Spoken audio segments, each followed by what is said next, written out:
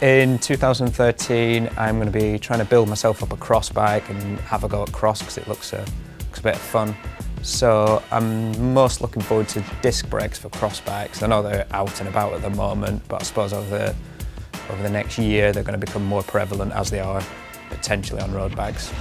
So the product I'm most looking forward to in 2013, if it arrives, is the Fast Forward Ghost wheel set. It's been delayed a couple of times. Really, we need to cut Fast Forward some slack for that because what they're attempting is kind of a new concept of wheel structure.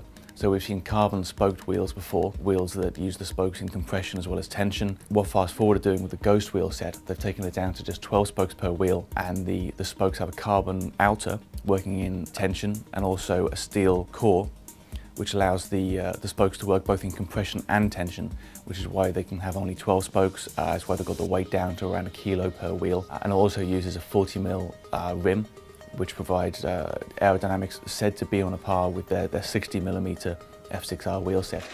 Well, my most anticipated road product for 2013, I would say, is the new hydraulic disc brakes for the road from SRAM and Shimano.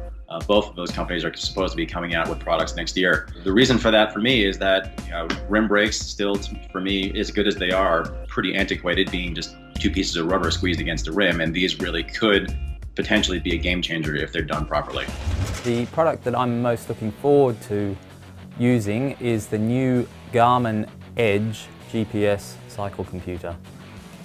We can't tell you about it just yet, but it won't be long now until they officially release it, and when that happens we'll have a full review and rundown of it. From what I've seen of it so far, they've really thought about their users and how they want to involve them a bit more with their own products, but also get them out on the bike more and enjoying their performance and their riding in general.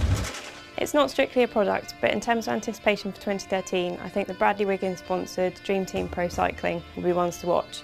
He's got a great lineup of female pros, and they're not all of them British, so I think it would be really interesting to see what they can do come the start of the season. What I'm most looking forward to for 2013 is the next greatest big thing in the convergence of social media and GPS cycling computers. There's a fierce competition now between players like Strava, Garmin with Garmin Connect, and Bike Radar Training getting to the game. I love how easy it is to not only upload rides that you've done, but to see what your buddies have done and give them grief online. I think it's going to be interesting to see how disc brakes evolve on road bikes and whether people buy into the idea that a disc brake is something you need on a road bike. I think if they can bring the weight down, if they can bring the price down, the manufacturers, I'm thinking of people like SRAM, Formula, and people that are currently experimenting with disc brakes, say why not? Extra stopping power, extra modulation, and in particular for people riding in crappy weather conditions like us Brits and on dodgy roads where you can knock your rim out of shape. Having disc brakes is quite an appealing thing.